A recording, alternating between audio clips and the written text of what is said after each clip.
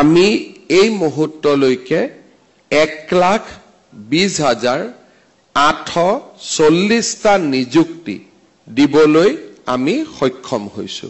অৰ্থাৎ 2021 চনৰ পৰা 1,20,000 যুৱক যুৱতীয়ে চৰকাৰী চাকৰি পাবলৈ সক্ষম হৈছে।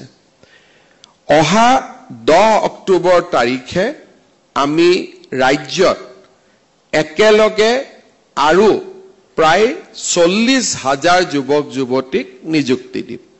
নিৰ্বাচনৰ সময়ত আমি ৰাইজক প্ৰতিশ্ৰুতি দিছিলো যে আমাৰ চৰকাৰ ক্ষমতালৈ আহিলে আমি 1,00,000 যুৱক যুৱতীক স্বচ্ছতাৰে নিযুক্তি দিম।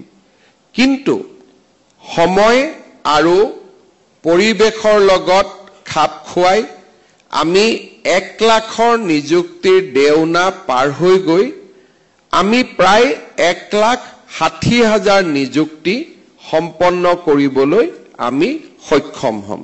এই গোটেইকেইটা নিযুক্তিত আটাইতকৈ উল্লেখযোগ্য দিশটো হৈছে যে আমাৰ চৰকাৰে এতিয়ালৈকে কৰা নিযুক্তিত এটা নিযুক্তিৰ বিৰুদ্ধেও উচ্চ ন্যায়ালয়ত বা আন ন্যায়ালয়ত আবেদন হোৱা নাই আৰু এক প্ৰকাৰ ক'ব গ'লে সম্পূৰ্ণ ন্যায় আৰু স্বচ্ছতাৰ ভিত্তিত আমি নিযুক্তি কৰাৰ বাবেই কোনো যুৱক যুৱতীয়ে নিজকে বঞ্চিত অনুভৱ কৰা নাই আৰু আদালতত যোৱাৰো তেওঁলোকে পোষকতা কৰা নাই।